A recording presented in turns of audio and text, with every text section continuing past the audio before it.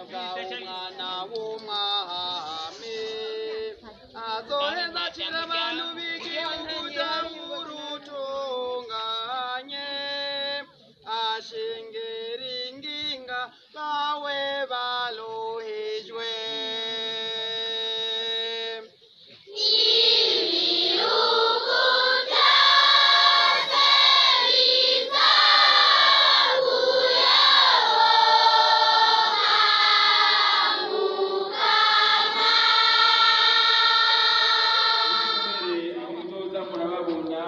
nk'abana muri ino minsi naho kumbure batubabazanye iyo nyenyeri mubakire nk'abatumwa nk'imikangara y'Imana ngo tuzoba twamaze kubarungika muri ico gikorwa ntibocisoboza bonyene muhamagariye kubafasha igihe tuzoba twatangaje icese.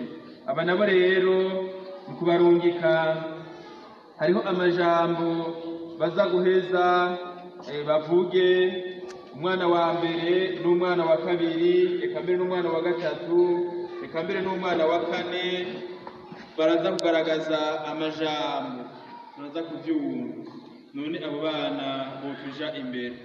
Betelehemu umuco warasiye mu mwijima abungere bagenda biruka kuraba.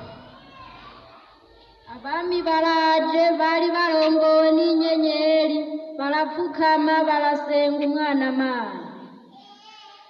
Twebwe abana b'ubu tumenyesha Yesu umukiza wacu azaniye amahoro abantu bose. Abana benshi kuri ino si barabuze ubuhigwe n'urukundo kugira ngo tubafate mu mugongo byatumye tuva hasi natwe tufata urugendo.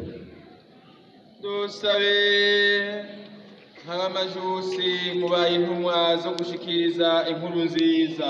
Ese mutima mweranda umutima w'akanyamuneza n'amahoro yobaha kumera nk'inyenyeri zitanga umuco kuri abo bose muzohwana. Muhejeje kwakira mu mitima yanyu urukundo rw'Imana nimube namwe rukundo kw'izina ry'Umukama. Ubu ndabarungitse gushika mu ngo n'imiryango gushikiriza mu ngo n'imiryango imigisha n'imihezagiro dukesha uyu mwana w'Imana yatuvukiye. Mukama ni wewe nyene ubwawe wirukiye abaririmbyi b'inyenyeri intumwa z'inkuru nziza ya Noheli nk'aba b'amajusi. Ese woba intumwa z'amahoro n'akanyamuneza maze umuhezagiro wawe ubaherekeze ku izina rya Data n'irya Mwana n'irya Mutima Mweranda.